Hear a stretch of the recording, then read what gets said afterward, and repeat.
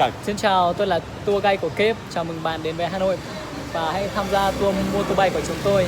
Cảm ơn các bạn. Welcome to Hanoi.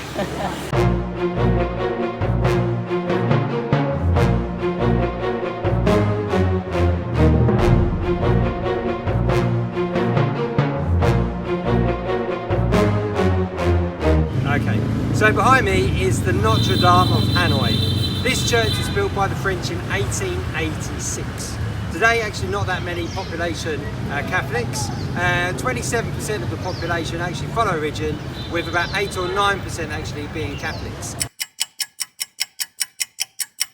The church that you see behind me today is located within the old quarters, and you get quite a lot of people coming out here to do their Instagram photos and all these posing pictures. But it's quite a nice place to come and have a look. Early in the morning the best, because there's not too many people. Otherwise, just come around, have a look and enjoy the old school architecture.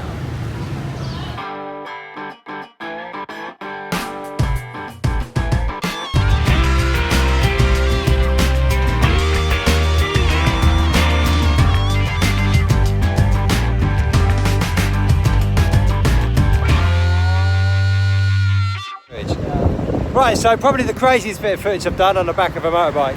But alongside me now is Ceremony Street that we're going along. So onto my right hand side you can see this like mosaic. This was built to celebrate 1,000 years of Hanoi being the capital city of Vietnam.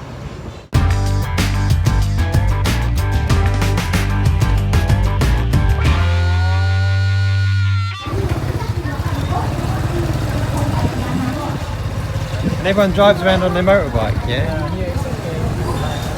You can see like everything French food. You can smell the You freshness can as see well. the dog meat also, dog meat. Is that dog meat? Dog meat, yeah. No way. Pork and ribs, everything. Vietnamese people with everything, you know. Ribs, big ribs. This area for the crab. So behind me, or where I am now, is Long Bien Bridge. This was built by the French in 1899. It took 3 years to complete. It's actually used for a train that runs from Hanoi to the north into Sapa, and also is only available for bikes and trains to use on. In the background is this dude here. Hello. You want to say? You want to be on YouTube? This guy wants to be on YouTube, right? I think he wants to on YouTube. Yeah, you want to be on YouTube, right? This is actually Red River, which links the two islands in Hanoi together itself. It's also known as Love Bridge, as lots of locals come here in the evening. They tie padlocks to here, where apparently they throw the key into the river to confess their undying love. And you get these chaps stop here to say hello as well. So, you know what? Come and have a look. So here we are driving through Banana Island, which is literally just, I don't know, 5 or 10 minutes out of Hanoi City. It's literally crazy. There's like no one here. It's a very small island and there's about 150 people live here. These people live in tents, there's no electricity, no running water. To shower they use a well, and the people here are generally quite poor because what they do is they basically grow their own vegetables, their fruit, their bananas, whatever it is, on the land and then go off into the city to either sell it on the back of their bike or they sell it at local markets. But if you do come out here, it's definitely worth doing because it's really weird. It's kind of like this sort of like quiet oasis in the middle of this crazy busy sea.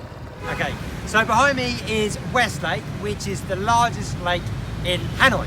If you was to walk around the edge, it would take you, it's about 16, 17, 18 kilometers, something like that. Behind me in the background is the pagoda, which is set up by a king in around about 15th, 16th century.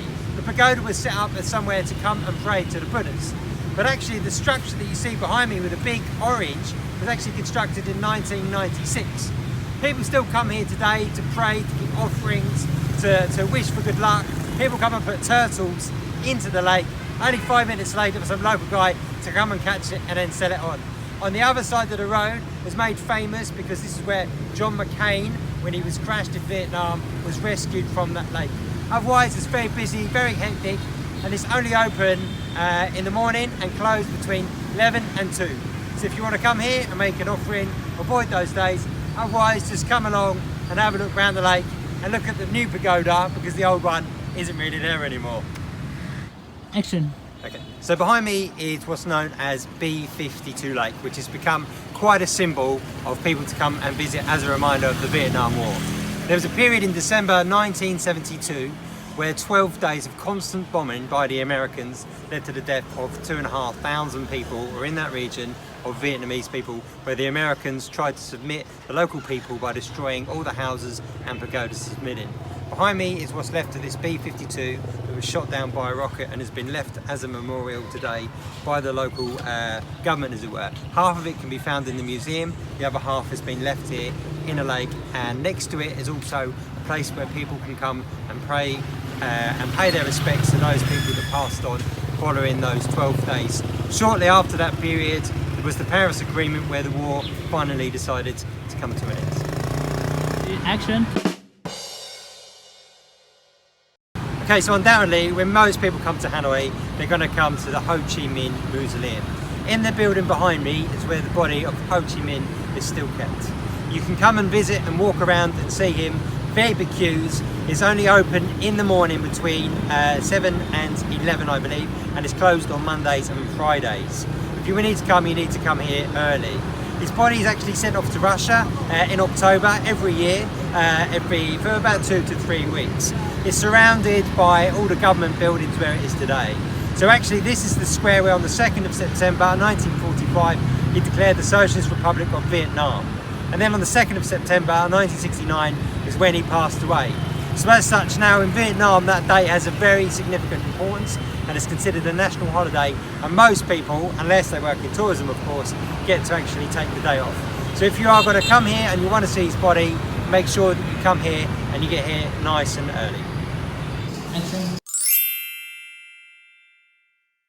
Okay, so if you're after some absolutely delicious fresh fruit, the best place to come is to Toe Thic Street, pronunciation not too sure. It's basically fruit street essentially. Along this street there's basically, I don't know, about 10 different shops that will sell bowls of mixed fruit. In here you get fresh jackfruit, you get mango, you get sort of different types of jelly, passion fruit, you get these sort of things as well, whatever these are called, don't know, all taste absolutely delicious. So if you've had a bowl of po or rice, if you want something sweet, head to Toe Thic Street.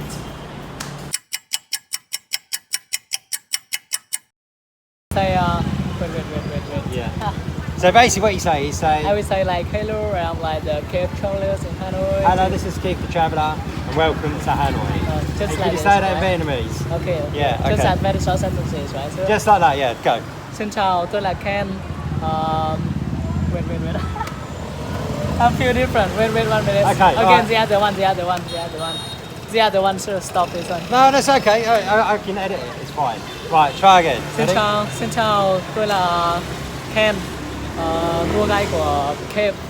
Để one more because Okay, because when I speak English I can speak well, but like when I change from English to Vietnamese I feel something different. So it's literally to say, hello, this is Keith the Traveller, and welcome to Hanoi by motorbike. Something like that, yeah? So you could say, this is Keith the Traveller, welcome to Hanoi by motorbike. In Vietnamese, yeah? Go. Xin chào, tôi là tour guide của Cape. Chào mừng bạn đến với Hanoi và hãy tham gia tour motorbike của chúng tôi. Cảm ơn các bạn. Welcome to Hanoi.